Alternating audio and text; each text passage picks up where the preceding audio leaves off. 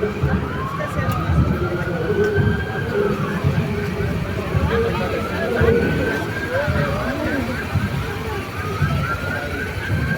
lugar bom, né?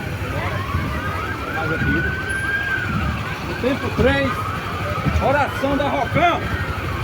3.